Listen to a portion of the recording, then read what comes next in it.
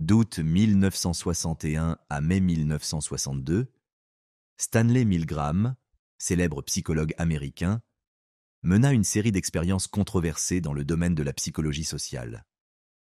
Leur objectif était de déterminer jusqu'à quel point des individus pouvaient obéir aveuglément à une autorité, même lorsque les ordres reçus allaient à l'encontre de leurs principes moraux. Pour l'une de ces expériences, Milgram recruta un groupe de 40 personnes. Chacune d'elles devait appuyer sur le bouton d'un appareil censé administrer une décharge électrique à un individu situé dans une autre pièce, chaque fois que celui-ci répondait incorrectement à une question. Cet individu, en réalité un comédien, simulait la douleur. Au fil de l'expérience, la majorité des participants augmentèrent progressivement l'intensité des décharges, allant jusqu'au niveau maximal, simplement parce qu'une figure d'autorité présentée comme experte les y incitait. À l'issue de l'étude, Milgram conclut que, dans un contexte d'obéissance, les individus ont tendance à se déresponsabiliser de leurs actes. Il supposa qu'en exécutant des ordres explicites, ils cessent de se percevoir comme des agents autonomes et deviennent de simples instruments au service de la volonté d'autrui.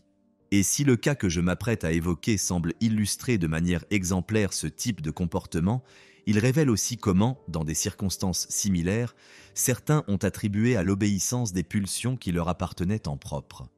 Le mardi 26 octobre 1965, la police d'Indianapolis reçut un appel téléphonique émanant d'un adolescent de 15 ans se présentant sous le nom de Richard Hobbs. Au bout du fil, il signala le décès d'une jeune fille prénommée Sylvia Likens, survenue au 3850, rue East New York. Incapable d'expliquer précisément les circonstances du drame, Hobbs affirma néanmoins avoir tout tenté pour la ranimer. Les policiers se rendirent aussitôt à l'adresse indiquée, une maison occupée par la famille Baniszewski, composée de plusieurs membres. Gertrude Baniszewski, âgée de 36 ans, y vivait avec ses 7 enfants, Paula, 17 ans, Stéphanie, 15 ans, John, 12 ans, Mary, 11 ans, Shirley, 10 ans, James, 8 ans, et Dennis, 18 mois. 2 autres adolescentes, Jennifer, 15 ans, et Sylvia Likens, 16 ans, logeaient également dans la maison. Peu après leur arrivée, les agents découvrirent le corps sans vie de Sylvia Likens étendu sur un matelas dans le sous-sol.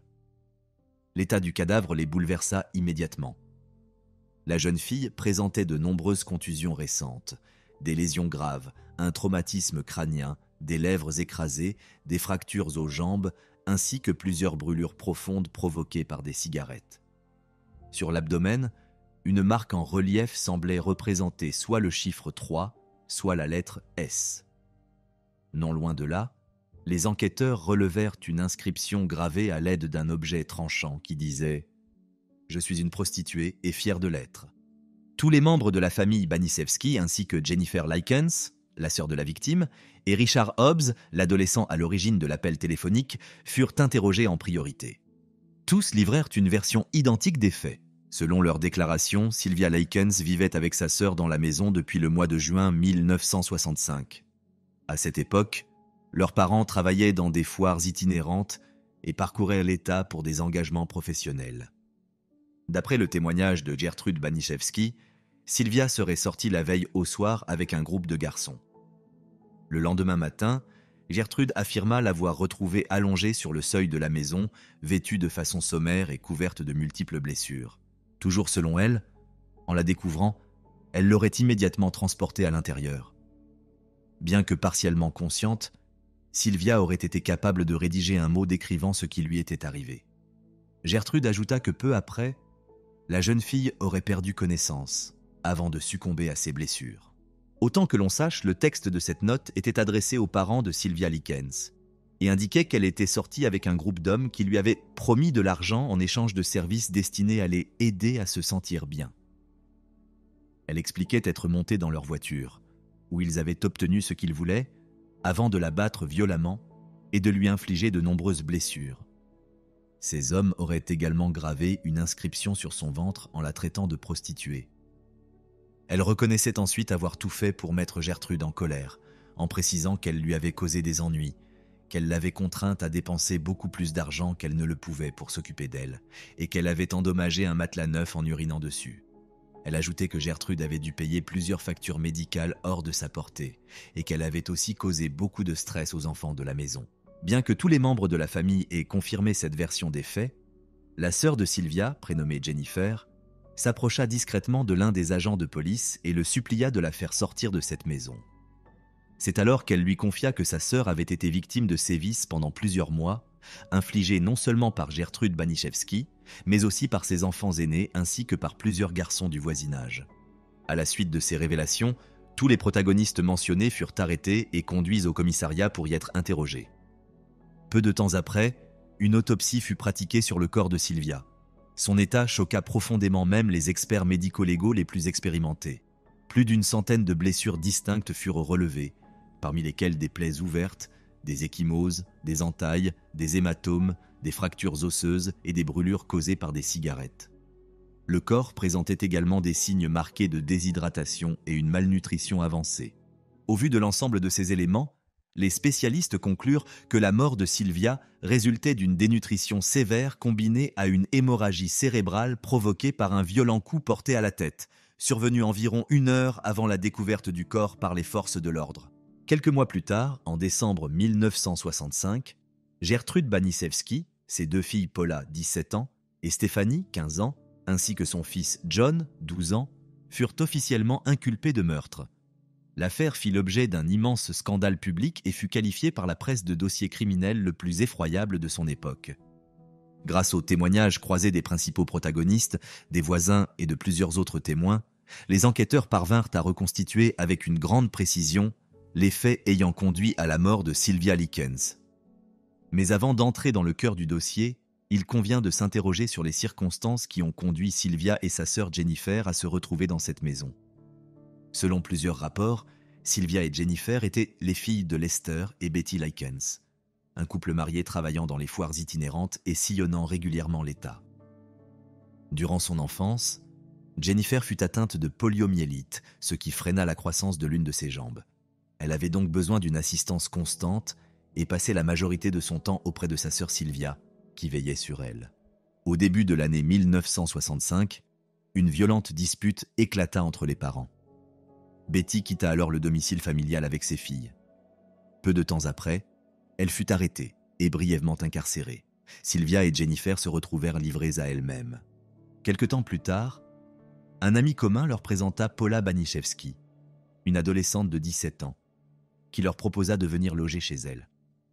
À cette époque, la maison des Baniszewski était déjà connue dans le quartier pour accueillir un grand nombre d'enfants et d'adolescents. Beaucoup d'entre eux n'avaient aucun lien familial avec Gertrude, mais fréquentaient régulièrement la maison car elle les autorisait à fumer et à consommer de l'alcool. Bien que Gertrude se fût montrée dans un premier temps réticente à héberger les 2 sœurs, elle finit par accepter. Quelques jours plus tard, le père des 2 filles, Lester Likens, apprit qu'elle logeait chez Gertrude Baniszewski et se rendit à son domicile pour s'assurer qu'elles allèrent bien. Au cours de leur échange, Gertrude lui affirma qu'elle pouvait continuer à s'occuper des sœurs, à condition de recevoir 20 $ par semaine afin de couvrir les frais liés à leur hébergement. Les premiers jours se déroulèrent sans incident. Cependant, la situation se détériora rapidement. Lorsque Lester tarda à effectuer le paiement promis, Gertrude entra dans une violente colère et s'en prit physiquement aux 2 jeunes filles. À partir de ce moment-là, elle commença à les punir fréquemment, souvent sous des prétextes futiles ou sans fondement. Elle paraissait particulièrement irritée par Sylvia, qu'elle accusait régulièrement de négliger son hygiène personnelle et de mener une vie dissolue. Bien entendu, aucune preuve ne venait étayer ces accusations, mais Gertrude se montrait de plus en plus hostile et agressive à l'égard de la jeune fille. Des Badger Bimint. En août 1965, un couple marié, Raymond et Phyllis Vermillion, emménagea avec ses enfants dans le même quartier que la famille Baniszewski. Peu après leur arrivée, Phyllis se mit à la recherche d'une baby-sitter pour ses enfants et entendit parler de sa voisine, connue pour héberger plusieurs adolescents à la fois. Elle décida de lui rendre visite afin de mieux la connaître. À cette période, la situation financière de la famille Baniszewski était extrêmement précaire. Tous souffraient de malnutrition sévère et ne se nourrissaient que de pain et de soupe. Le foyer manquait de vaisselle, obligeant chacun à attendre son tour pour manger. La maison était en outre insalubre et dégageait une forte odeur de renfermé. Mais ce qui frappa le plus Phyllis fut la présence d'une jeune fille maigre et réservée, arborant un œil au beurre noir. Gertrude, ayant perçu son regard insistant, lui révéla que la jeune fille s'appelait Sylvia et précisa qu'elle n'avait, selon elle, jamais été qu'une source d'ennui. Alors qu'elle quittait la maison, Phyllis fut témoin d'une scène violente. Paula, l'une des filles de Gertrude, s'approcha de Sylvia et lui lança une tasse d'eau chaude au visage. Choquée, Phyllis décida aussitôt qu'elle ne laisserait jamais ses enfants dans ce lieu. Il convient toutefois de souligner que Sylvia ne fut pas uniquement victime des agissements de Gertrude et de sa fille Paula. Elle était également fréquemment maltraitée par les autres enfants de la famille, notamment Stéphanie et John Baniszewski. Mais en octobre 1965, la situation se détériora de manière dramatique. Les accusations selon lesquelles Sylvia mènerait une vie dissolue se multiplièrent. Gertrude en vint à frapper systématiquement les parties génitales de la jeune fille à chaque reproche formulé à son encontre. Apparemment, Gertrude était convaincue que Sylvia propageait des rumeurs affirmant que ce n'était pas elle, mais ses propres filles, Paula et Stéphanie, qui adoptaient un comportement inapproprié. Elle évoqua même ce sujet avec le petit ami de l'une d'elles. Lorsque Coy Hubbard, un adolescent de 15 ans, en fut informé, il décida de donner une leçon à Sylvia et la battit violemment. À cette époque, Gertrude commença également à faire courir des bruits selon lesquels Sylvia aurait tenu des propos dégradants sur les garçons du quartier. Elle invitait certains d'entre eux chez elle, les encourageant à se venger de la jeune fille. Elle-même semblait recourir aux formes de punition les plus cruelles. Un jour, elle brûla le corps de Sylvia à l'aide de plusieurs cigarettes à la fois. Peu après, les autres commencèrent à l'imiter. À ce stade, Sylvia avait complètement abandonné sa scolarité.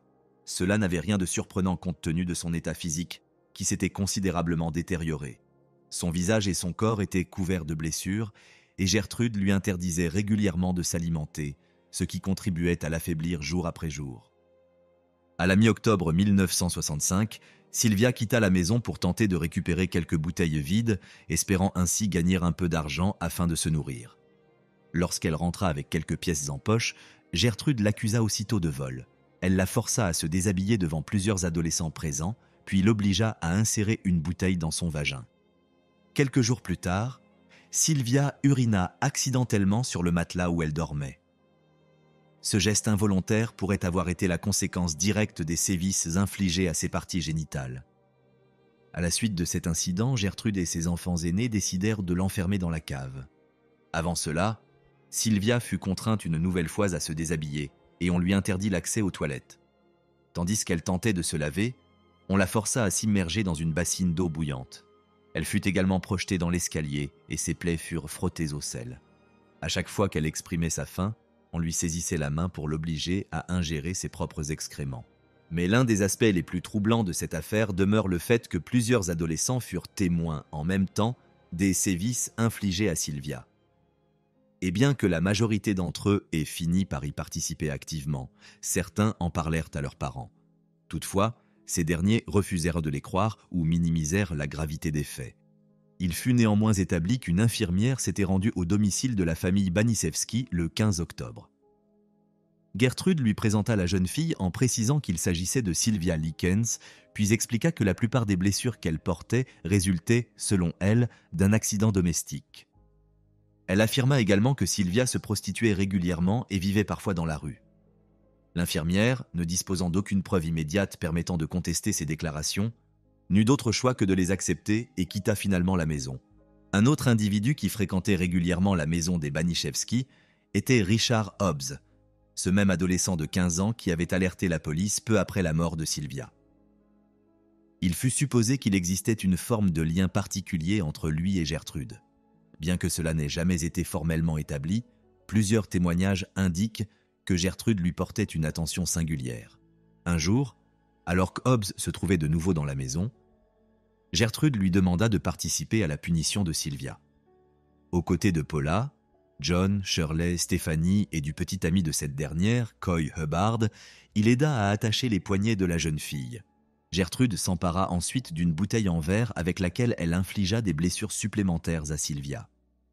Puis, elle donna l'ordre de chauffer une aiguille afin de marquer son corps.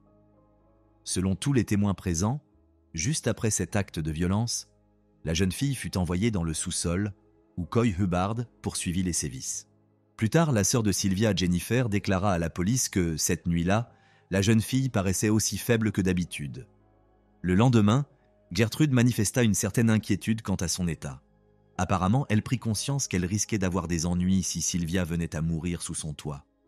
C'est dans ce contexte qu'elle força littéralement la jeune fille à rédiger une note à l'attention de ses parents, les informant qu'elle avait été blessée par des garçons qu'elle fréquentait. Peu de temps après, Sylvia tenta pour la première fois de s'échapper. Mais son extrême faiblesse physique permit à Gertrude de la rattraper et de la maîtriser sans difficulté. Par la suite, cette dernière tenta de lui faire manger des beignets, mais Sylvia, incapable d'avaler, les recracha. Gertrude entra alors dans une violente colère et la battit de nouveau. Un peu plus tard, le lundi 25 octobre, Sylvia fut à nouveau frappée, cette fois par Gertrude, ses enfants et plusieurs adolescents.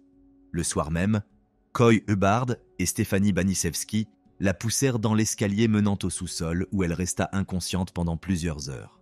Selon les experts médico-légaux, il est fortement probable que la chute dans l'escalier ait provoqué l'hémorragie cérébrale à l'origine du décès de Sylvia, aggravée par son extrême fragilité physique. Le mardi 26 octobre, lorsque Stéphanie Banisewski et Richard Hobbs tentèrent de donner un bain à Sylvia dans l'espoir de la ranimer, ils constatèrent qu'elle ne respirait plus. Peu après, Gertrude donna l'ordre à Hobbs de contacter la police. Il semble qu'elle comptait sur la note écrite sous la contrainte par la victime pour écarter les soupçons à son encontre.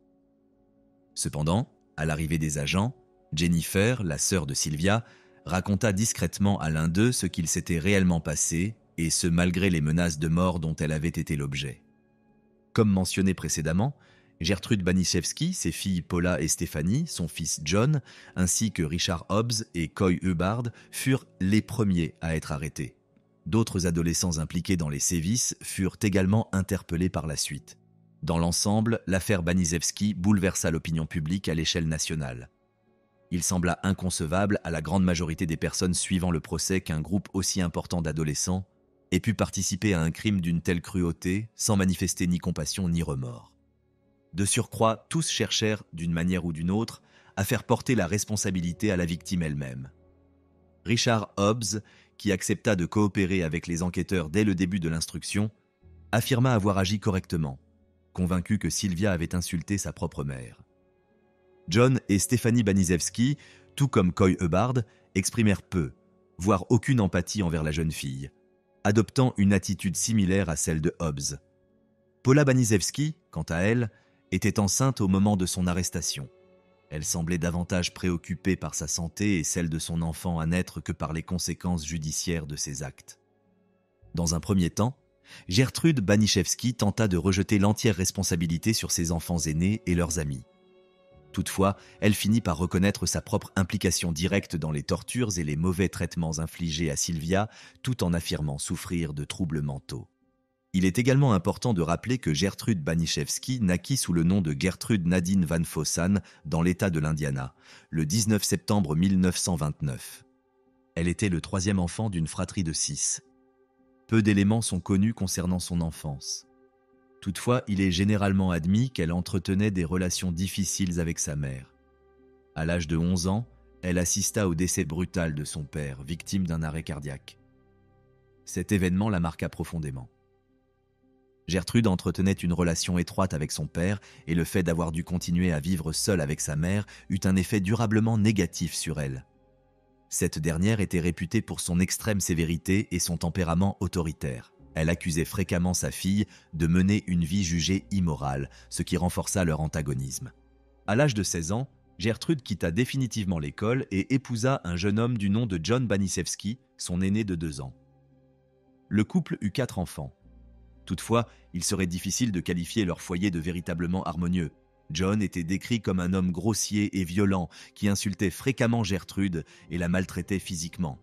Après une dizaine d'années de vie commune, ils divorcèrent. Peu de temps après, Gertrude entama une relation avec un certain Edward Guthrie, avec lequel elle s'installa brièvement. Leur union ne dura pas, et en 1963, elle se réconcilia avec son premier mari. Ensemble, ils eurent 2 nouveaux enfants. Mais cette tentative de reconstruire une vie conjugale échoua également. En 1964, alors âgée de 35 ans, Gertrude entama une nouvelle relation avec un jeune homme de 23 ans, Dennis Lee Wright, dont elle eut un 7e enfant. Il apparut par la suite que Wright s'intéressait avant tout à l'allocation en espèces que Gertrude percevait pour ses enfants. Il quitta rapidement le domicile et ne revint jamais. Tout au long du procès, les avocats de Gertrude Baniszewski insistèrent sur la difficulté de son parcours personnel.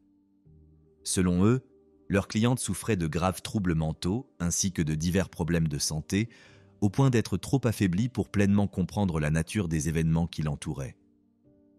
Ces arguments, toutefois, ne suffirent pas à écarter sa responsabilité. Gertrude Baniszewski fut reconnue coupable et condamnée à la réclusion criminelle à perpétuité. Paula Baniszewski fut également déclarée coupable et condamnée à la prison à vie, alors qu'elle était enceinte au moment du verdict. Coy Hubbard et Richard Hobbs furent, eux aussi, reconnus coupables et écopèrent d'une peine de 21 ans de réclusion. Il convient de noter que Richard Hobbs est décédé d'un cancer du poumon environ 4 ans après sa condamnation. Un autre accusé, John Baniszewski, fut reconnu coupable d'homicide involontaire et condamné à 21 ans de prison. Quant à sa sœur, Stephanie Baniszewski, elle ne fut poursuivie que pour complicité criminelle et fut condamnée à une peine d'1 an de détention. Et bien que plusieurs experts aient décrit Gertrude Baniszewski, tout au long de l'enquête et du procès, comme une femme violente, instable et animée d'une cruauté sadique, elle adopta en détention un comportement jugé parfaitement normal. En 1985, la Commission des libérations conditionnelles la présenta comme une détenue exemplaire, décrite dans ses rapports comme une femme gentille, saine et stable, faisant de son mieux pour se réinsérer dans la société. Dans ce contexte, et malgré l'indignation persistante de l'opinion publique, Gertrude Baniszewski obtint sa libération conditionnelle près de 20 ans après son incarcération. Cette décision provoqua une vive controverse, d'autant plus que plusieurs organisations communautaires avaient recueilli, à cette occasion, plus de 50 000 signatures demandant qu'elle reste en prison.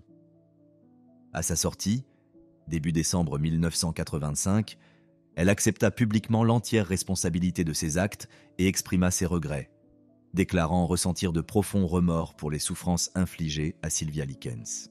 Gertrude Baniszewski est décédée d'un cancer du poumon le 16 juin 1990, à l'âge de 60 ans.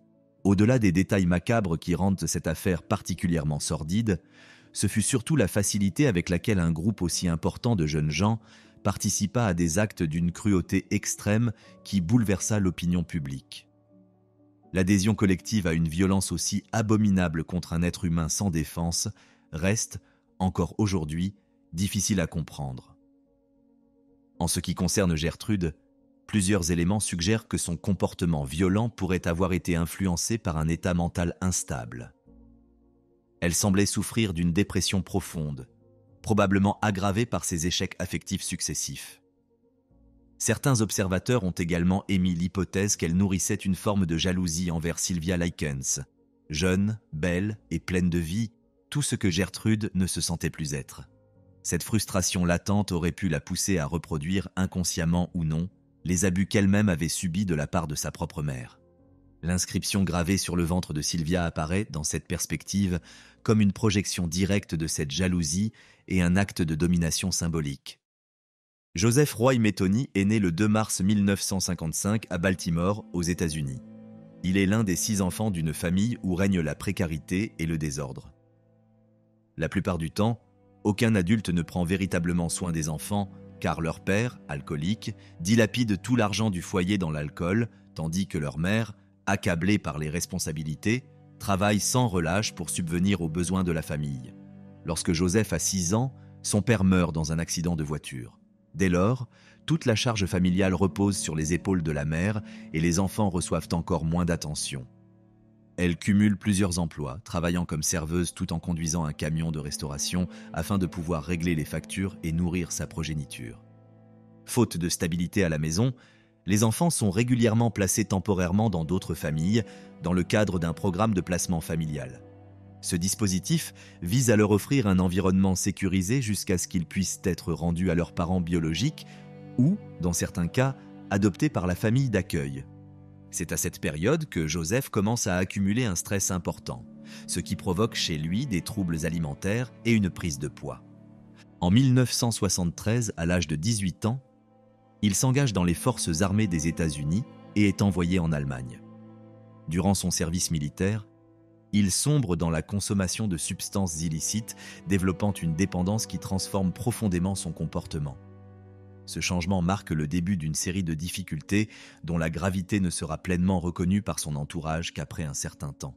La mère de Joseph commença à remarquer que son fils s'éloignait de plus en plus du cercle familial. Ses camarades le surnommaient ironiquement « bébé », en raison de sa grande taille et de son obésité. Peu à peu, sa dépendance fit de lui le reflet de son propre père. Il se mit à fréquenter les bars et à vivre dans la rue, aux côtés de sans-abri qui avaient installé des abris de fortune dans le sud de Baltimore. C'est dans cet environnement précaire qu'il rencontra une femme dont l'identité reste inconnue. De cette union naquit un fils. Apprenant cette naissance, Joseph trouva un emploi dans une entreprise. Tout semblait alors rentrer dans l'ordre. Considéré comme un homme intelligent et cultivé, il cachait pourtant sa dépendance aux autres. Mais tout bascula un soir de juillet 1994. Joseph était encore au travail. Il utilisait un palan pour une entreprise spécialisée dans la fabrication et la vente de planches de bois.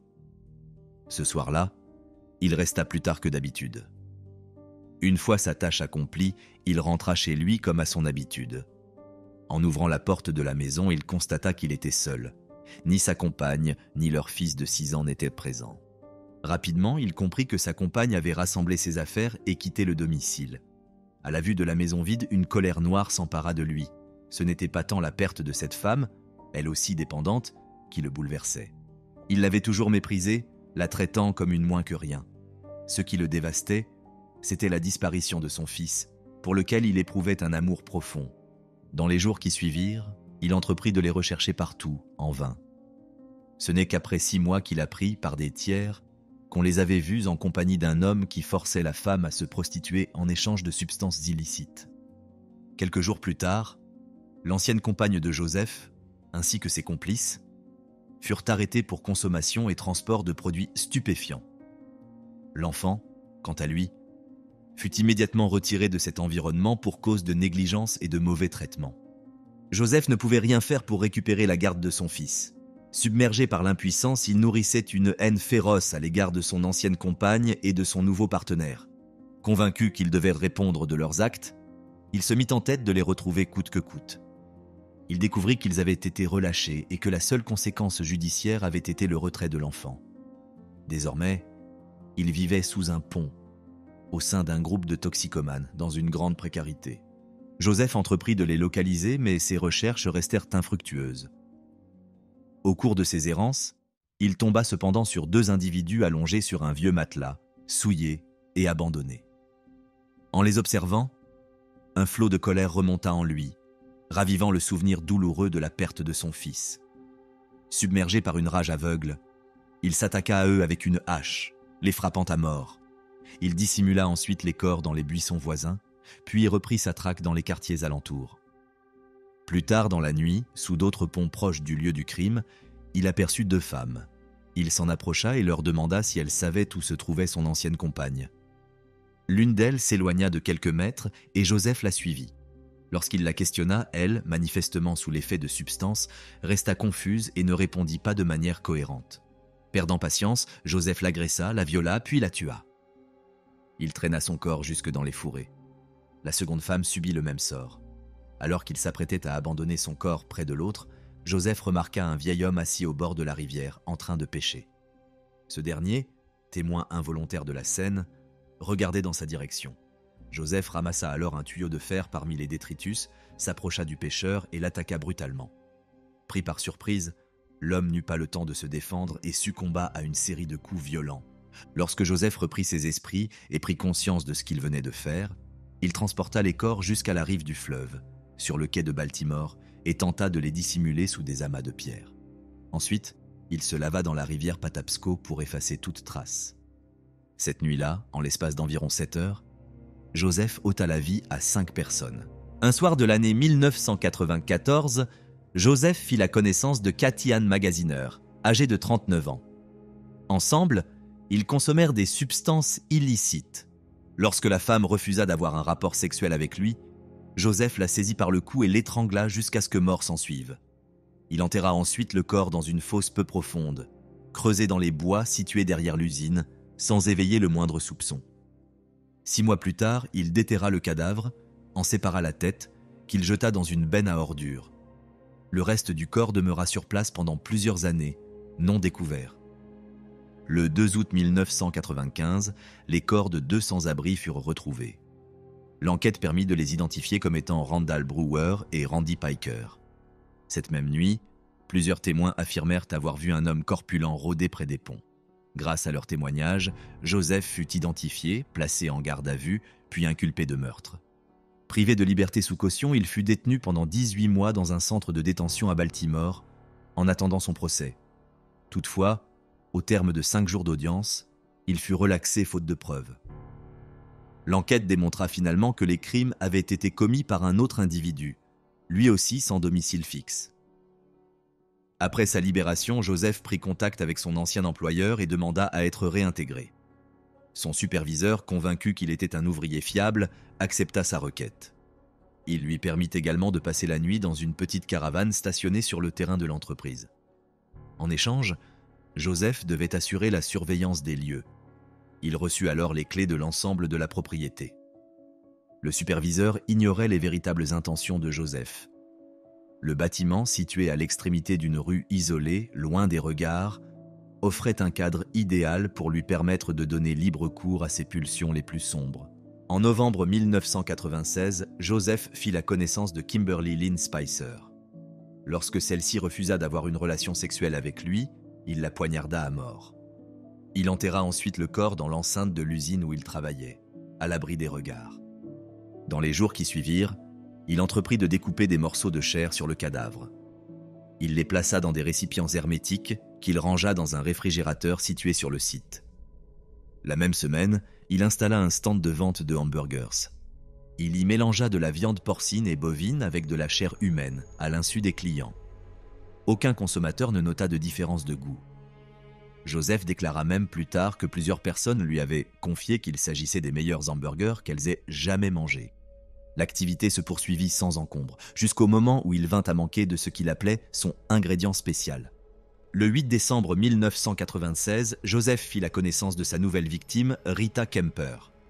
Ils avaient l'habitude de consommer des substances ensemble dans sa caravane. Un soir, lorsqu'il tenta de lui arracher ses vêtements, elle se débattit violemment et poussa des cris de désespoir. N'obtenant aucune aide de l'extérieur, Rita réussit à sauter hors de la caravane et à s'enfuir en courant. Joseph la rattrapa et la ramena de force à l'intérieur.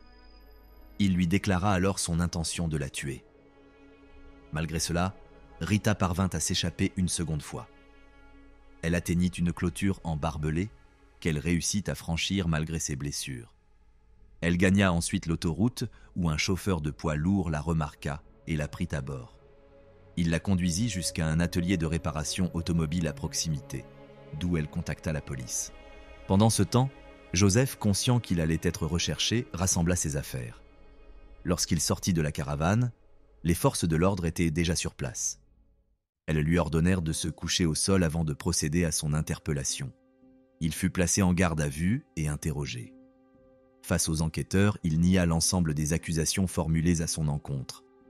Rita déclara aux policiers que Joseph l'avait menacé de la tuer, comme les autres femmes, selon ses dires, enterrées non loin de là. Il réfuta ces propos, affirmant que leurs actes avaient été consentis. Faute de preuves suffisantes, il fut relâché. Redoutant une fouille des lieux par les autorités, Joseph contacta un ami pour lui demander de l'aider à exhumer le corps de Kimberly Lynn Spicer, toujours enterré dans l'enceinte de l'usine. Le 15 décembre 1996, ce même ami alerta les forces de l'ordre et affirma que Joseph lui avait demandé de l'assister dans le déplacement du cadavre, situé à proximité de sa caravane. Lorsque les forces de l'ordre arrivèrent sur les lieux, elles procédèrent de nouveau à l'arrestation de Joseph ainsi qu'à celle du propriétaire de l'entreprise, soupçonné de complicité. Les enquêteurs demandèrent à Joseph d'indiquer l'endroit où Kimberly Lynn Spicer avait été enterrée. Il désigna l'emplacement et le corps de la jeune femme y fut effectivement retrouvé.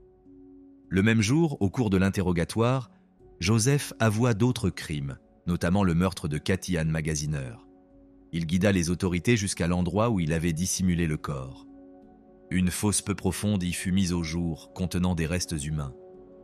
Bien qu'une grande partie du crâne ait disparu, l'identification permit de confirmer qu'il s'agissait de Cathy Ann Magaziner. Quelques jours plus tard, Joseph déclara être un tueur en série et affirma avoir ôté la vie à 13 personnes. Selon ses propos, il aurait abandonné plusieurs corps près de la rivière Patapsco sans que ceux-ci ne soient jamais retrouvés. Il reconnut également avoir démembré la majorité de ses victimes en conservant certains morceaux de chair dans le but de les consommer ultérieurement. C'est à partir de là qu'il aurait conçu l'idée d'ouvrir un stand de restauration dans lequel il mélangeait de la viande humaine à de la viande porcine et bovine. Cette révélation suscita l'indignation générale. Avec le temps, des doutes commencèrent à apparaître quant à la véracité de l'ensemble de ces déclarations. Joseph fut interrogé quotidiennement dans une petite salle où les enquêteurs cherchaient à vérifier ses dires afin de clore les dossiers non résolus. Joseph fut transféré chaque jour d'un endroit à un autre afin d'indiquer les lieux où il aurait abandonné les corps de ses autres victimes. Cependant, 1 mois s'écoula sans que la moindre dépouille ne soit retrouvée. À ce stade, les enquêteurs ignoraient s'il disait la vérité ou s'il était en proie à des délires. Ces déclarations paraissaient si invraisemblables qu'elles remettaient en question sa crédibilité. L'un des problèmes majeurs résidait dans le fait que Joseph Metheny était un menteur habile, capable d'inventer des récits cohérents avec une grande aisance. En 1997, un procès fut intenté concernant l'agression de Rita Kemper, la dernière femme à avoir échappé à ses griffes.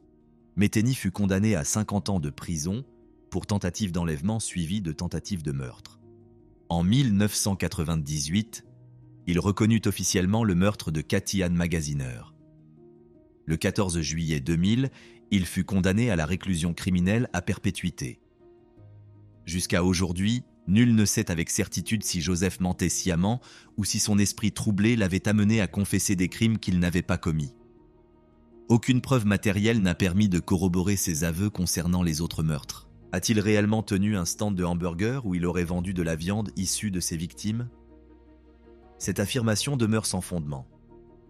En fin de compte, seuls 2 meurtres purent être prouvés par la justice. Il était manifestement instable sur le plan mental, ce qui l'amena à formuler de nombreuses fausses déclarations. Lors d'un entretien, il déclara « Je ne dirai jamais que je regrette ce que j'ai fait, car je mentirais. Je suis plus que prêt à donner ma vie pour mes actes. Que Dieu me juge. Il peut même m'envoyer en enfer pour l'éternité, j'en profiterai. » Le samedi 5 août 2017, Joseph Metheny fut retrouvé mort dans sa cellule aux environs de 15 heures au centre correctionnel de Cumberland Township, dans l'État du Maryland. Il était âgé de 62 ans. La cause exacte de son décès demeure inconnue à ce jour. Cette affaire illustre de manière frappante que les aveux formulés par des meurtriers ne sont pas toujours fiables.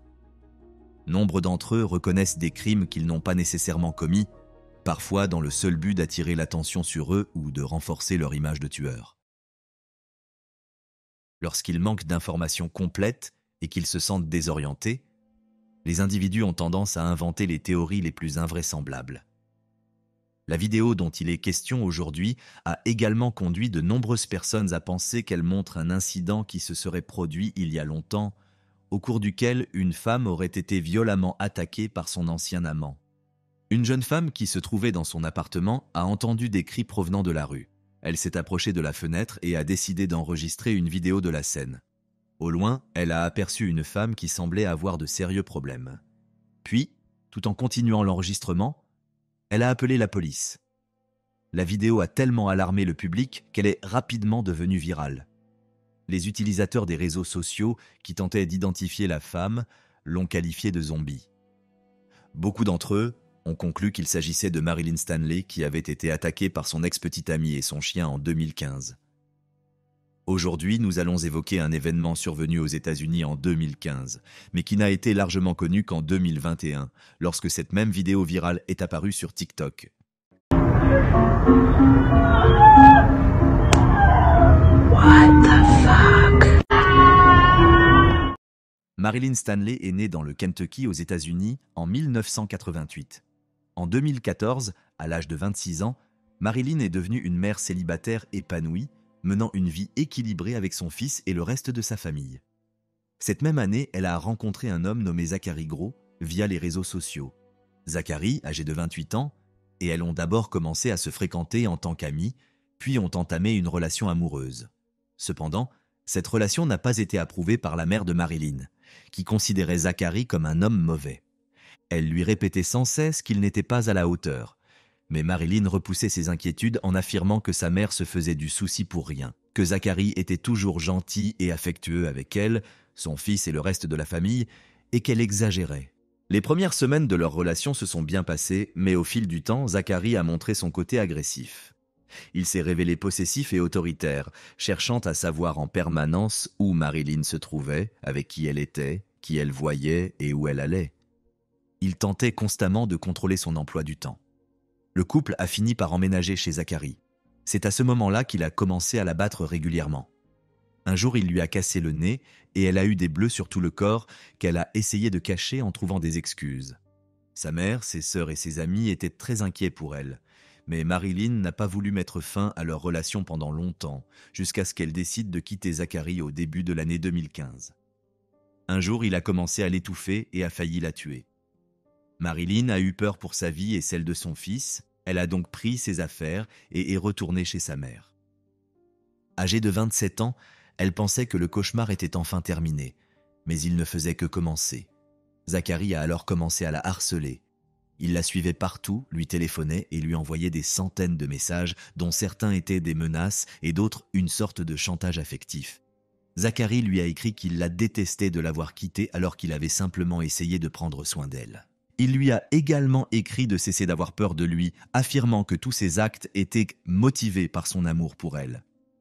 Il a même écrit qu'il s'efforçait de la protéger d'un monde hostile et que c'était pour cela qu'il la suivait partout. Marilyn a changé de numéro de téléphone, mais le harcèlement a continué. Zacharie la suivait partout. Poussé par son obsession, il a trouvé un emploi au même endroit qu'elle afin de passer le plus de temps possible avec elle. Il ne l'a pas laissée seule pendant des mois, jusqu'en septembre 2015, et un jour de septembre, sa vie a basculé. C'était tôt le matin. Marilyn était à la maison avec son fils, tandis que sa mère était absente. Zacharie a commencé à tambouriner, insistant sur la porte, forçant Marilyn à l'ouvrir. Une fois à l'intérieur, il a attaqué Marilyn. Il lui a donné des coups de poing au visage et sur plusieurs parties du corps. Elle a tenté de calmer l'homme en lui demandant ce qu'il attendait d'elle. Il a répondu en lui demandant de venir chez lui pour qu'ils puissent en discuter calmement.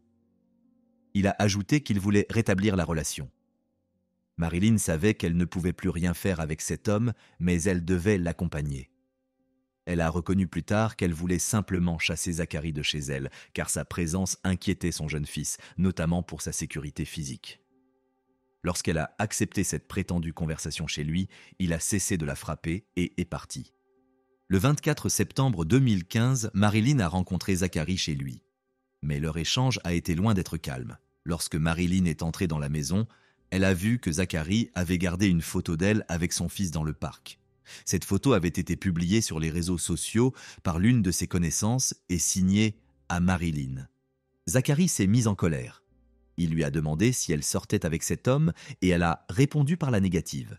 Il l'a alors emmenée dans sa chambre et l'a agressée.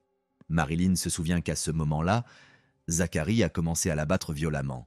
À un moment donné, elle s'est également rendue compte que l'homme avait appelé son chien et lui avait ordonné de s'en prendre à elle aussi. Il l'a plaquée au sol et n'a pas cessé de la frapper. Le chien lui a griffé l'oreille. Selon elle, elle a perdu connaissance pendant quelques minutes et ne se souvient pas de la suite des événements. Lorsque Marilyn a repris connaissance, un homme se promenait non loin de là. Il lui a suggéré d'aller se regarder dans le miroir. Marilyn a regardé son reflet et a remarqué qu'elle avait perdu ses cheveux et que ses yeux étaient tellement enflés à cause des coups qu'elle ne pouvait pas voir clairement l'état de sa tête. Elle en conclut que l'homme lui avait rasé ou coupé les cheveux. Par la suite, lorsqu'elle a repris conscience, Zacharie l'a frappée à plusieurs reprises. Lorsqu'il s'est calmé, il lui a dit que c'était fini.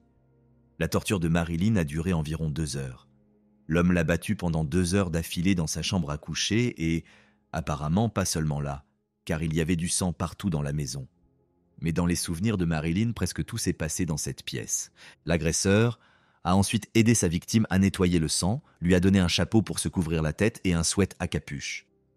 Il lui a ensuite remis un sac en polyéthylène. Marilyn se sentait tellement mal qu'elle n'a même pas regardé ce qu'il contenait. Elle n'a vu que les cheveux qui se trouvaient dessus et a réalisé qu'il s'agissait de ses cheveux qu'il avait coupés. Ensuite, Zachary a fait monter Marilyn dans la voiture. Elle lui a demandé d'appeler une ambulance car elle était gravement blessée, mais il a refusé d'appeler les secours et a dit qu'il l'emmènerait chez sa mère, qui était toujours portée disparue. L'homme était si cynique qu'il a demandé à Marilyn un baiser d'adieu. Elle a bien sûr repoussé ses avances. La malheureuse Marilyn est sortie en courant de la voiture de l'agresseur et s'est précipitée vers sa famille pour demander de l'aide. Voyant son état, ils ont immédiatement appelé une ambulance et l'ont transportée d'urgence à l'hôpital. Lors de l'examen par les médecins, toutes les horreurs qu'elle avait subies ont été révélées.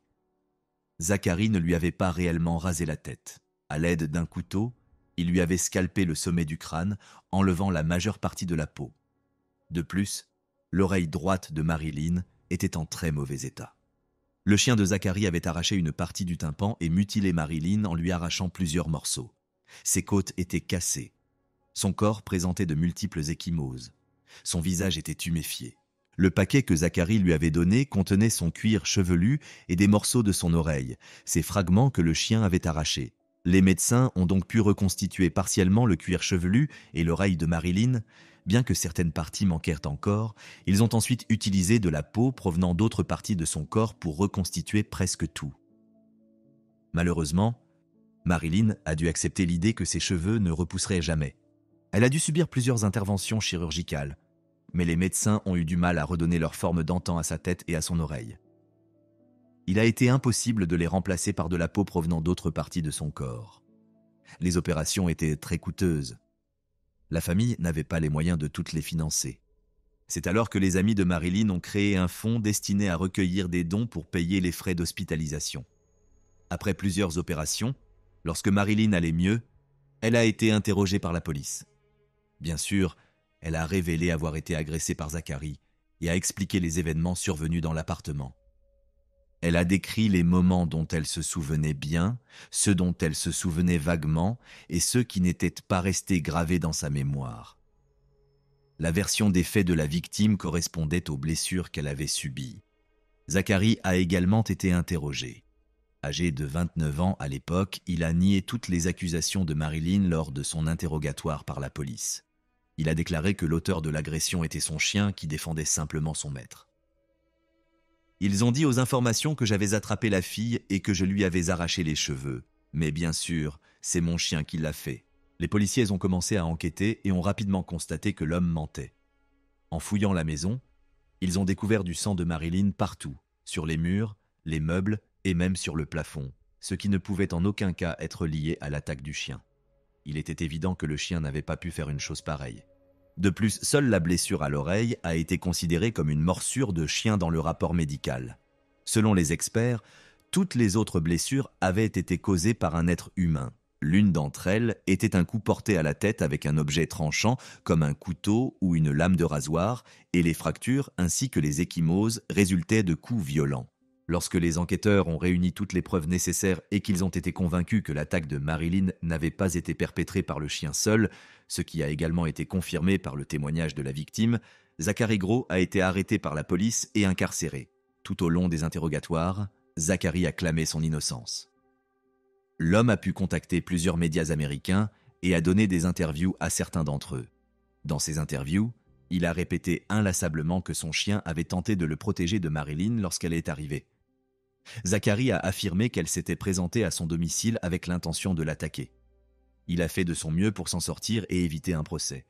Mais personne n'a cru à son histoire. Il a été jugé en 2016. Plusieurs témoins se sont présentés au procès, dont la victime elle-même et l'accusé.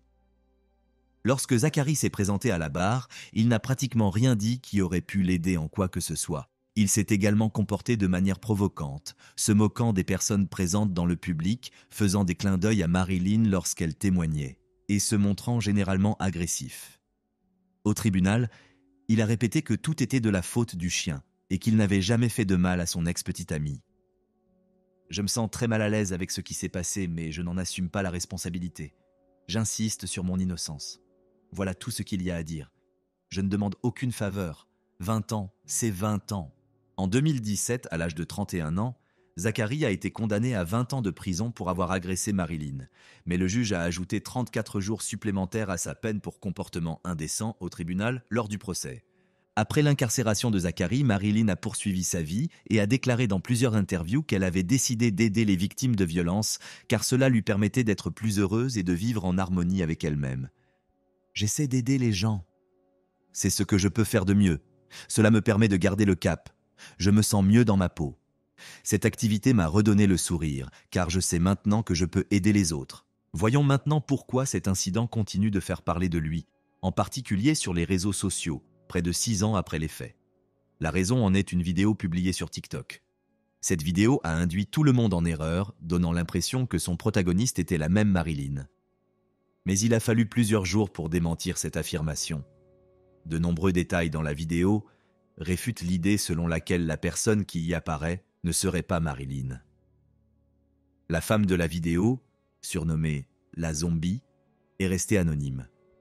Personne n'a jamais découvert qui elle était. Et ne s'agirait-il pas d'une publicité? Ou peut-être s'agissait-il d'une scène tirée d'un film?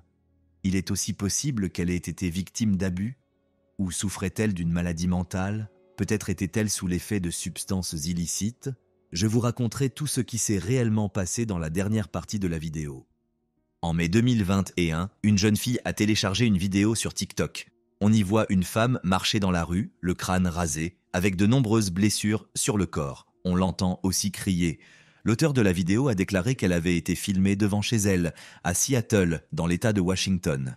L'enregistrement a eu lieu dans l'après-midi, alors que la jeune fille vaquait à ses occupations habituelles. Selon elle, alors qu'elle effectuait des travaux ménagers, elle a entendu des cris dans la rue et s'est approchée de la fenêtre pour filmer la scène et la publier sur les réseaux sociaux, dans l'espoir que quelqu'un puisse identifier la personne filmée. La jeune fille a également précisé qu'elle avait immédiatement appelé la police. Elle l'a peut-être fait en raison des cris entendus ou à cause de l'apparence repoussante de la femme. Quoi qu'il en soit, la vidéo est devenue virale. Les utilisateurs hispanophones, qui étaient les plus nombreux à visionner la vidéo, contrairement aux anglophones, ont commencé à traiter la femme de « zombie », sans vraiment connaître l'histoire derrière la vidéo. Et il est peu probable que l'histoire derrière la vidéo soit jamais révélée. Une chose est sûre, cette femme n'est pas Marilyn. Cette femme n'est pas Marilyn. Tout d'abord, il y a le témoignage de la jeune fille qui a enregistré la vidéo. Elle affirme avoir filmé la vidéo en 2021 et non en 2015, date de l'incident de Marilyn. De plus, nous savons que Marilyn n'est pas sortie errer dans les rues. La vidéo montre qu'elle n'a pas été escortée par la police. Il ressort clairement de ce récit que Marilyn a été aidée par sa famille, qu'elle s'est assise dans la voiture de son agresseur sur le chemin qui la reliait de chez elle à son domicile. Une fois rentrée chez elle, elle a pris une ambulance pour se rendre à l'hôpital. Cela nous amène à penser que cette femme n'est pas celle que nous croyons. Nous pouvons aussi remarquer que la femme de la vidéo n'a pas de cheveux, mais son crâne est rasé. Or, Marilyn n'avait pas de cuir chevelu. Enfin, la vidéo ne peut pas avoir été tournée en 2015. C'est l'année où Zachary a attaqué Marilyn. En effet, les policiers portent des masques. Or, ils ne les portaient pas avant l'urgence sanitaire mondiale. Dans les commentaires de sa vidéo, l'auteur de TikTok déclare ne pas savoir ce qui est arrivé à cette femme. Elle a juste appelé la police et enregistré tout ce qu'elle a vu. Personne ne sait quels étaient les problèmes de santé de l'héroïne de la vidéo, ni ce qui se passait exactement avec elle dans la rue. Il existe toutefois une autre hypothèse.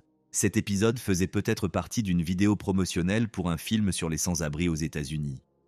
Beaucoup pensent qu'il pourrait s'agir d'une performance artistique conçue pour donner plus de publicité au film. Le but serait de sensibiliser les citoyens du pays au sort des sans-abri dans les rues. Cette vidéo est un peu différente des autres. Aujourd'hui, nous voyons une victime qui a réussi à survivre et à surmonter ses traumatismes. La victime a progressivement reconstruit sa vie et aide aujourd'hui d'autres femmes qui, comme elle, ont survécu à des abus. Cette vidéo virale nous apprend seulement que personne ne sait qui était cette femme.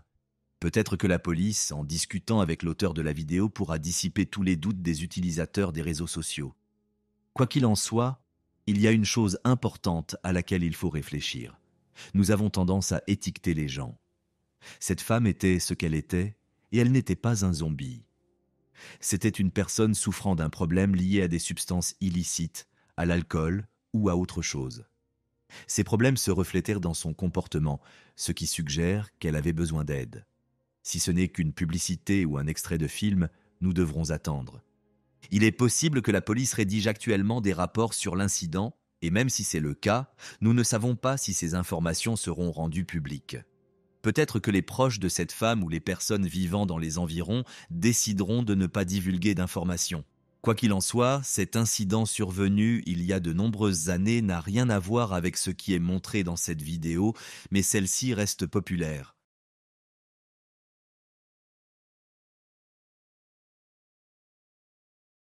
L'histoire commence avec une jeune fille de 14 ans, appelée Choi dans les médias. En juin 2003, Choi tente de téléphoner à une amie, mais compose un mauvais numéro. À l'autre bout du fil, un garçon de son âge décroche. Elle s'excuse pour son erreur, mais la conversation prend une tournure inattendue. Le garçon s'appelle Kim, et ils finissent par échanger leurs coordonnées, décidant de rester en contact. Au cours des 6 mois suivants, Choi et Kim correspondent assez régulièrement. Choi a le sentiment qu'ils sont devenus de bons amis, mais elle ignore totalement qui il est réellement. Kim faisait partie d'un grand groupe informel d'adolescents appelé l'Alliance de Miryang. Il se composait de 50 à 100 garçons, tous âgés de l'adolescence, fréquentant le collège ou le lycée. La plupart ne comptaient pas poursuivre d'études supérieures, préférant suivre une formation en usine dans l'espoir de trouver un emploi après l'école. Beaucoup d'entre eux vivaient dans un dortoir situé près d'un établissement professionnel, espérant ensuite décrocher un poste abusant. Les membres de ce groupe étaient pour la plupart considérés comme des adolescents à problème, et le moins que l'on puisse dire, c'est qu'ils n'avaient pas les meilleures intentions. Alors qu'il échangeait encore en ligne avec Choi, Kim la présenta, elle et sa sœur, à un autre garçon nommé Park, le chef officieux du groupe. Pendant plusieurs mois, ils adoptèrent une attitude amicale, gagnant progressivement la confiance de Choi. Lorsqu'ils estimèrent qu'elle était suffisamment en confiance, ils lui proposèrent de les rencontrer et l'invitèrent à Miryang. Malheureusement, en janvier 2004, Choi finit par accepter l'invitation. Lorsqu'elle arriva à Miryang, Kim et quelques autres garçons la conduisirent dans une maison d'hôtes. C'est là que son cauchemar commença. Park, accompagné d'un grand nombre d'adolescents, se mit à la frapper avec un objet contondant, avant d'utiliser ce même objet pour abuser d'elle. Par la suite, Choi fut soumise à de multiples violences de la part du groupe. Les agresseurs la menacèrent de diffuser les images de l'agression sur Internet si elle osait en parler à qui que ce soit, afin que tout le monde voie ce qu'elle avait subi. Ils répétèrent ces menaces à plusieurs reprises, la maintenant dans la peur et le silence. Mais cela n'était que le début. Une fois qu'ils eurent suffisamment de moyens de pression sur elle, ils s'en servirent pour exercer un contrôle total, la réduisant progressivement à l'état de victime soumise. Au cours des 11 mois suivants, Choi fut rappelée à Miryang à une dizaine de reprises. Chaque fois, elle fut victime de violences collectives, impliquant entre 3 et 24 agresseurs. Au total, elle subit les abus d'au moins 44 garçons différents, dont plusieurs revinrent à de multiples reprises. Avec le temps, leurs exigences devinrent de plus en plus atroces. Ils commencèrent à lui extorquer de l'argent, l'obligeant sans cesse à leur verser des sommes toujours plus importantes. Mais même cela ne leur suffisait pas. Ils exigeaient désormais que Choi leur amène d'autres filles. Sachant par leurs échanges que Choi avait une cousine de 16 ans, ils la menacèrent de publier une vidéo compromettante si elle ne l'amenait pas. Choi s'exécuta, et sa cousine fut soumise aux mêmes sévices insoutenables. Mais cela ne mit pas fin à leurs exigences. Lors d'une autre convocation, ils exigèrent qu'elle amène sa sœur âgée de 13 ans. Cette fois, il n'y eut pas de violence physique, mais la jeune fille fut humiliée et maltraitée à l'aide d'objets intimes. La plupart de ces agressions furent filmées, dans le but de salir encore davantage les victimes et de renforcer leur emprise. Les agresseurs étaient persuadés que ces enregistrements les protégeraient de toute conséquence, convaincus que les victimes, paralysées par la honte, n'oseraient jamais parler. Cependant, au fil du temps, Choi trouva la force de résister. Elle refusa de répondre à leur nouvelle convocation. En réaction, les garçons commencèrent à la menacer de téléphoner à son école pour tout révéler, espérant ainsi raviver la peur et reprendre le contrôle. Finalement, la cousine de Choi ne put plus supporter ce qu'elle vivait et décida d'en parler à sa mère. Celle-ci se rendit immédiatement à la police pour signaler les faits. Peu après, Choi et une autre jeune fille furent convoquées pour être entendues. Elles demandèrent à être interrogées par une femme officier, mais cette requête leur fut refusée. À la place, elles durent faire face à un enquêteur masculin, qui remit en question leurs témoignages dès les premières minutes. L'inquiétude principale des autorités ne semblait pas être le crime lui-même, mais plutôt la réputation de la ville. L'officier leur déclara « Vous avez essayé de les séduire ? Vous allez ruiner la réputation de Miryang. Ces garçons qui étaient censés représenter l'avenir de la ville sont désormais arrêtés à cause de vous. Qu'allez-vous faire ? J'ai peur que ma propre fille devienne comme toi. » Par la suite, plusieurs des garçons suspectés furent convoqués pour une séance d'identification. Cependant, contrairement à la procédure habituelle, où la victime observe les suspects derrière une vitre sans teint, Choi fut contrainte de les identifier en face à face. Choi avait du mal à retenir ses larmes, car les garçons la fixaient intensément durant l'identification. Au cours de l'enquête, la police fit peu d'efforts pour protéger son anonymat. Très rapidement, des journalistes et des internautes découvrirent son identité, qui devint alors le centre de l'attention publique. Dans certains bars karaoké, des officiers de police, visiblement en état d'ivresse, révélèrent ouvertement aux serveuses et aux clients les noms des victimes impliquées dans l'affaire. 3 garçons furent arrêtés peu après, mais la police n'avait initialement pas l'intention d'approfondir l'enquête. Toutefois, lorsque des informations concernant ce crime furent diffusées en ligne en décembre 2004, les internautes exprimèrent une vive colère.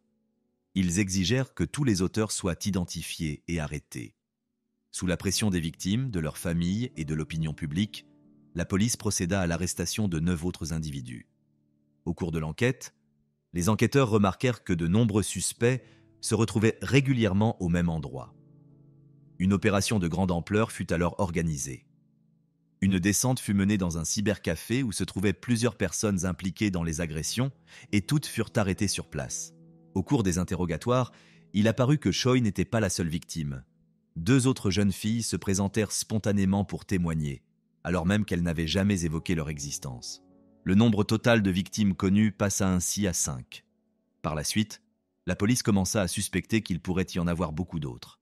Cependant, les familles des garçons arrêtés commencèrent à proférer des menaces à l'encontre de Choi et des autres victimes. Lors d'une interview télévisée, la mère de l'un des agresseurs déclara « Pourquoi devrions-nous éprouver de la compassion pour Choi ? Pourquoi compatir avec la famille de la victime ? Pensez à ce que nous endurons. Qui pourrait résister à la tentation de filles qui cherchent à séduire les garçons ? Ce sont les parents qui auraient dû apprendre à leurs filles comment se comporter pour éviter ce genre de problème. » Mais les menaces ne venaient pas seulement des familles. Les amis des agresseurs s'en prirent également aux victimes. Certains d'entre eux étaient soutenus ouvertement par leurs petites amies, qui prenèrent leur défense sans réserve. L'une des jeunes filles, Wang Gongmi, qui entretenait une relation avec l'un des membres du gang, publia un message sur les réseaux sociaux dans lequel elle se moquait des victimes et de la police. Elle écrivit « Alors, ils ont fini par régler le problème là-bas ? J'ai entendu dire qu'à part ces 3-là, tout le monde s'en était sorti. Ces filles étaient déjà assez laides comme ça. » Le scandale fit rapidement le tour du pays, révélant au grand public des informations encore plus troublantes. Il s'avéra que le nombre de criminels impliqués était bien plus élevé que ce que l'on avait imaginé au départ. Alors qu'il était d'abord question de 40 à 50 participants, l'enquête révéla ensuite que 70 autres personnes avaient également pris part aux faits. Certaines d'entre elles avaient directement participé aux agressions, d'autres s'étaient rendues complices en extorquant de l'argent ou en montant la garde pendant les violences. Le nombre total d'auteurs s'éleva ainsi à plus d'une centaine. La police annonça qu'elle déposerait prochainement des demandes d'arrestation à l'encontre de 10 suspects supplémentaires. Cependant, en parallèle des faits avérés, de nombreuses informations trompeuses commencèrent à circuler. Beaucoup de personnes avaient du mal à croire que de simples lycéens puissent être capables de commettre de tels actes. Des rumeurs virent alors le jour, affirmant qu'il s'agissait en réalité d'un groupe de criminels adultes. Pourtant, les membres du gang eux-mêmes reconnurent qu'il n'existait pas de structure organisée. Il s'agissait simplement d'un vaste regroupement d'adolescents en rupture, livrés à eux-mêmes. Pendant ce temps, Choi, sa cousine et sa sœur continuaient de se rendre régulièrement au commissariat pour répondre aux convocations, accomplir des démarches administratives et suivre l'évolution de l'enquête. Mais même en ces lieux, elles ne se sentaient pas en sécurité. À l'entrée du poste, certains parents des agresseurs les attendaient. Non seulement ils ne présentaient aucune excuse, mais ils allaient jusqu'à formuler des menaces à leur encontre. La plus grande crainte de Choi et des autres victimes était que la majorité des agresseurs soient bientôt remis en liberté et cherchent à se venger. Dans un acte particulièrement choquant, l'une des mères se rendit directement à l'école de Choi, entra dans sa classe et la força à signer une pétition réclamant une réduction de peine pour son fils. Espérant qu'il puisse être libéré, ne serait-ce qu'avec une simple mise à l'épreuve, Choi prit peur, s'enfuit en panique et s'enferma dans les toilettes. Malgré les promesses répétées selon lesquelles tous les coupables seraient identifiés et arrêtés, cela ne fut jamais le cas. La police n'arrêta que 12 personnes. 29 autres furent simplement enregistrés dans une base de données sans poursuite. Le reste des suspects fut relâché sans autre forme de procédure. Quelque temps après le début de l'enquête, la police classa l'affaire en déclarant « Aucune autre activité criminelle n'a été détectée ». Lorsque l'horreur révélée par l'enquête policière fut rendue publique, l'opinion générale fut marquée par une vive indignation. La population fut scandalisée par la manière dont les victimes avaient été traitées au cours des interrogatoires. Interpellée pour avoir refusé d'assigner une enquêtrice aux jeunes filles, la police tenta de se justifier en affirmant que le nombre de suspects était trop élevé et que le service ne disposait pas d'un personnel féminin suffisamment qualifié pour mener les auditions.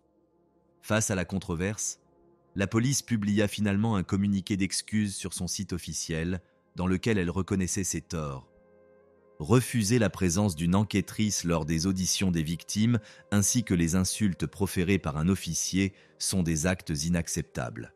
Lorsque le public apprit que les victimes avaient été contraintes d'identifier leurs agresseurs en face à face, la police tenta de se justifier en déclarant « La salle avec le miroir sans teint est trop petite pour accueillir plusieurs suspects à la fois. C'est pourquoi nous avons demandé à la victime de les identifier directement, au préalable. » Cette explication ne fit qu'attiser davantage la colère générale. Des manifestants se rassemblèrent devant le commissariat et scandèrent « Protégez les victimes !» Désormais, l'identité des jeunes filles était quasiment connue de tous, ce qui fit naître de vives inquiétudes quant à leur sécurité. Elles faisaient déjà l'objet de harcèlement et d'intimidation en plein jour, sans que personne ne puisse réellement les protéger. L'organisation de défense des droits des femmes Ulsan Hotline publia une déclaration dans laquelle elle dénonçait l'absence de protection accordée aux victimes. Il n'y a ni protection ni considération pour les victimes dans notre société. Elle réclama des sanctions plus sévères à l'encontre des auteurs de ces actes. L'un des avocats se proposa également de défendre les victimes gratuitement devant les tribunaux. Il s'entoura d'une avocate afin d'accompagner les jeunes filles tout au long de la procédure judiciaire. Sous la pression intense de l'opinion publique, la police de Miryang remplaça 9 des 13 enquêteurs chargés de l'affaire, les tenant pour responsables de graves manquements procéduraux et d'un préjudice important porté à la réputation du service. L'officier qui avait accusé les jeunes filles de déshonneur fut soumis à une mesure disciplinaire sérieuse, bien que la nature exacte de cette sanction ne fut jamais rendue publique. Sur les 44 garçons reconnus coupables d'infractions violentes, seuls 10 firent l'objet d'une recommandation de condamnation. 20 autres furent envoyés dans des centres de détention pour mineurs. Cependant, il devint rapidement évident qu'aucun d'entre eux ne serait réellement sanctionné de manière sévère. Selon les lois en vigueur à l'époque, ce type de crime ne pouvait faire l'objet de poursuites que si les victimes elles-mêmes engageaient une action en justice contre leurs agresseurs. Choi ne le fit pas. La principale raison tenait à son père. Alcoolique, il avait conservé l'autorité parentale sur elle pendant 3 ans après son divorce d'avec la mère de Choi, bien qu'il ait déjà exercé des violences à son encontre. C'est lui qui persuada Madame Choi d'accepter un « accord à l'amiable » proposé par les parents des agresseurs. Dans le cadre de cet accord, la famille de Choi reçut une importante somme d'argent, 45 millions de won, soit environ 32 000 $, en échange de l'abandon des poursuites judiciaires. Pourtant, Choi ne vit jamais la couleur de cet argent. Son père utilisa 15 millions de won pour acheter une maison à Ulsan. Le reste de la somme devint l'objet d'un conflit entre les membres adultes de la famille. Finalement, l'argent fut simplement réparti entre eux puis dépensé à des fins personnelles. Peu après, Choi s'enfuit du domicile familial et retrouva sa mère. La garde de sa sœur cadette et la sienne furent ensuite officiellement confiées à leur mère. Les deux jeunes filles commencèrent leurs études dans une autre ville, espérant échapper au passé. Mais même là, elles ne furent pas en sécurité. Malgré le déménagement, les parents de certains agresseurs poursuivirent leur harcèlement, les traquant jusque dans leur nouvelle vie. Le père de Choi mourut plus tard des suites d'un empoisonnement lié à l'alcool. L'état psychologique de la jeune fille se détériora considérablement. Sa vie fut profondément bouleversée et elle dut être prise en charge par des psychiatres. Elle fut même hospitalisée à plusieurs reprises. Entre-temps, sa mère, désormais seule responsable de ses filles, décida d'intenter un procès contre la police de Miryang, réclamant une indemnisation de 110 millions de wons, soit environ 80 000 $, pour les lourds préjudices psychologiques subis. Le tribunal jugea sa demande pleinement fondée.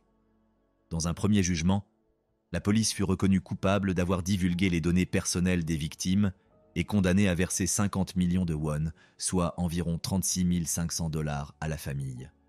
Cependant, lors de l'appel, la Cour élargit les charges à une négligence manifeste dans la protection des victimes, reconnaissant ainsi une responsabilité plus large des forces de l'ordre. Le tribunal ordonna finalement à l'État de verser 30 millions de won, soit environ 22 000 $, à Madame Choi et à sa sœur, ainsi que 10 millions de won, soit environ 7 000 $, à leur mère. Les juges soulignèrent que le facteur décisif dans leur décision avait été la cruauté des propos tenus par les policiers qui avaient infligé un traumatisme psychologique grave aux jeunes filles. Cependant, aucun des auteurs ne fut réellement puni. Les procureurs abandonnèrent purement et simplement les poursuites contre certains d'entre eux, tandis que d'autres furent renvoyés devant le tribunal pour enfants, qui ne prit aucune mesure. À l'origine, les procureurs avaient requis des peines allant jusqu'à 4 ans d'emprisonnement pour certains accusés. Pourtant, aucune condamnation effective ne fut prononcée. Au fil de l'enquête, nombre de délinquants parvinrent à intégrer l'université ou à décrocher un emploi, et les procureurs refusèrent d'engager toute procédure judiciaire à leur encontre. En fin de compte, aucun d'entre eux ne fut sanctionné. Dans sa nouvelle ville, Choi tenta à plusieurs reprises de mettre fin à ses jours. Elle n'obtint jamais son diplôme d'études secondaires et choisit finalement de disparaître complètement. La suite de sa vie reste entourée de mystères. Elle se retira dans l'ombre, coupa tout contact, y compris avec son propre avocat, et cessa toute communication avec le monde extérieur. Quelques années plus tard, en 2010, l'affaire, largement médiatisée à l'époque, refit surface. Cette fois, l'attention se porta sur Wang Gongmi, la petite amie de l'un des auteurs, qui, en 2004, s'était ouvertement moquée des victimes sur les réseaux sociaux. Il fut révélé qu'elle avait réussi l'examen d'entrée dans la police et avait obtenu un poste au sein de la police provinciale de Gyeongsangnam-do. Lorsque cette information fut rendue publique, elle déclencha une vague d'indignation. La décision de l'engager suscita un tollé général, notamment en raison de ses prises de position passées, dans lesquelles elle avait publiquement soutenu les agresseurs et humilié les victimes. Les internautes commencèrent à laisser massivement des commentaires indignés sur le site officiel du département de la police. Face à cette vague de critiques, Wang Gongmi présenta publiquement ses excuses, affirmant regretter son comportement passé et demandant la compréhension du public, au motif qu'elle était alors jeune et immature. Mais ces excuses ne convainquirent personne. L'indignation redoubla lorsqu'une déclaration rédigée par Wang Gongmi elle-même dans le cadre de sa candidature à un poste dans la police fut rendue publique. Dans ce document, elle écrivait « Je suis une personne honnête et consciencieuse, je me connais bien et je suis capable d'analyser les crimes du point de vue de leurs auteurs. Dans les cas d'abus, je suis en mesure de considérer à la fois le point de vue de la victime et celui de l'agresseur et d'évaluer si la victime était habillée de manière provocante ou si son comportement a pu inciter à l'agression. » La publication de cette déclaration provoqua une nouvelle vague de colère.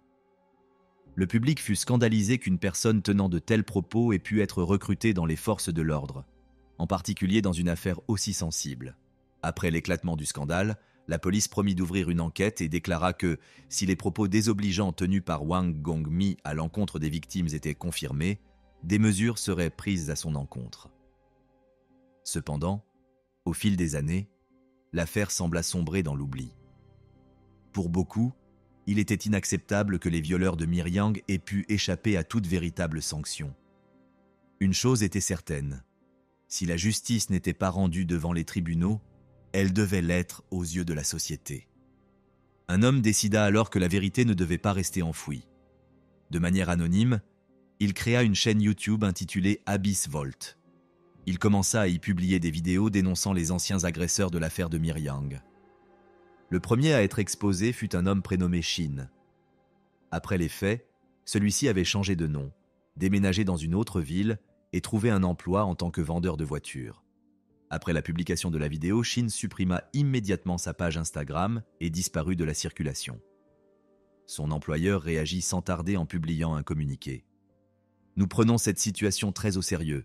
Cet homme est licencié. » Mais Shin ne fut que le premier d'une longue série. Quelques jours plus tard, Abyss Vault publia une seconde vidéo, cette fois consacrée à Park, le chef informel du groupe. Après les événements, Park avait mené une vie paisible. Il s'était marié, était devenu père et avait ouvert un restaurant avec sa famille. Mais la révélation de son passé déclencha une tempête. Son établissement reçut une avalanche de critiques négatives et sa réputation fut brutalement détruite. Dans la foulée, des experts révélèrent que le bâtiment abritant le restaurant ne respectait pas les normes de construction. L'établissement fut alors contraint de fermer ses portes. Le troisième individu visé par Abyss Vault était un homme dont l'identité exacte reste inconnue. Il fut révélé qu'il avait déjà eu des démêlés avec la justice. Il s'était reconverti en usurier illégal, avait participé à des réseaux de prêts frauduleux et avait même purgé une peine de prison. Peu à peu, il devint clair que de nombreux anciens criminels de l'affaire de Miryang menaient désormais une vie ordinaire, avec une famille, un emploi et des enfants. Ce qui choqua particulièrement l'opinion, c'est que plusieurs d'entre eux étaient devenus pères, de filles. Le public avait l'impression que ces hommes n'éprouvaient aucun remords.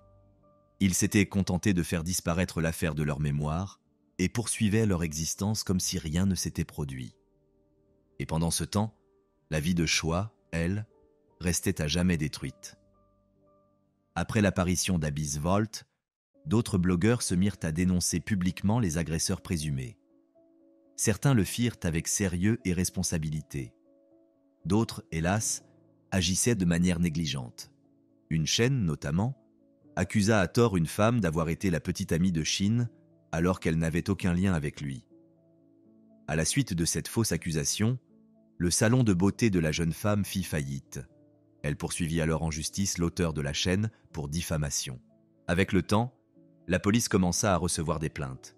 Certains des anciens agresseurs, tout comme des personnes accusées à tort, dénoncèrent le harcèlement et les atteintes à leur vie privée. Mais ce qui provoqua le plus d'indignation, ce furent les mensonges de certains vidéastes affirmant avoir dénoncé les criminels avec l'accord de Madame Choi et de sa famille. Or, Madame Choi n'a toujours repris contact avec personne. Cette information fut confirmée par le Centre coréen pour les victimes de la violence, l'une des rares organisations avec lesquelles elle avait maintenu un lien. De son côté, Abyss Vault publia un message sur sa chaîne, affirmant qu'il continuerait à exposer la vérité, quelles que soient les polémiques entourant d'autres créateurs de contenu.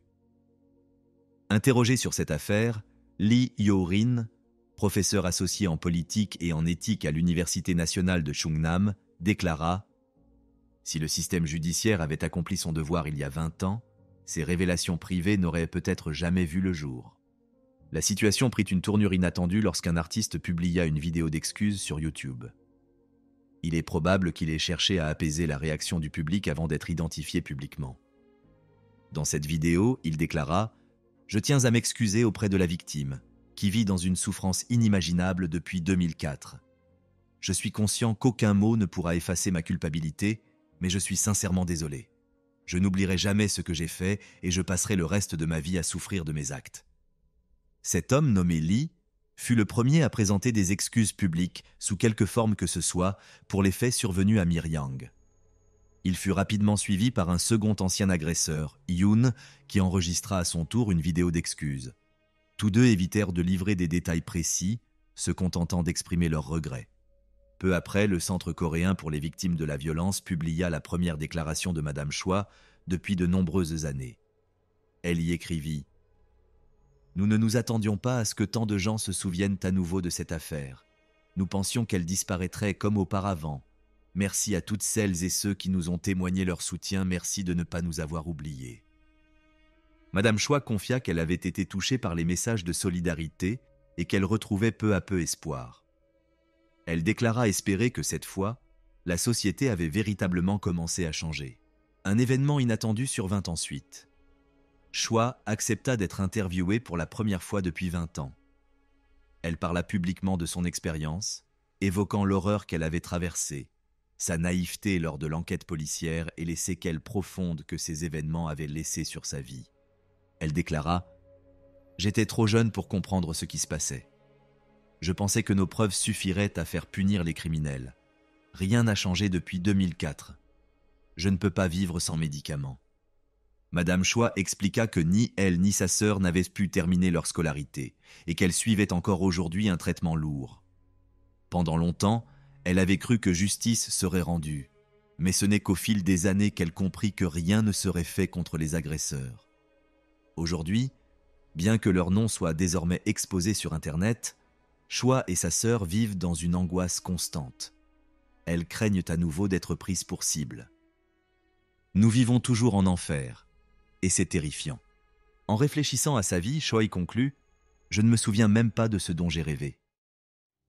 La seule chose que je souhaite, c'est que ma mère et ma sœur, qui ont tant souffert à cause de moi, soient enfin libérées de ce cauchemar. »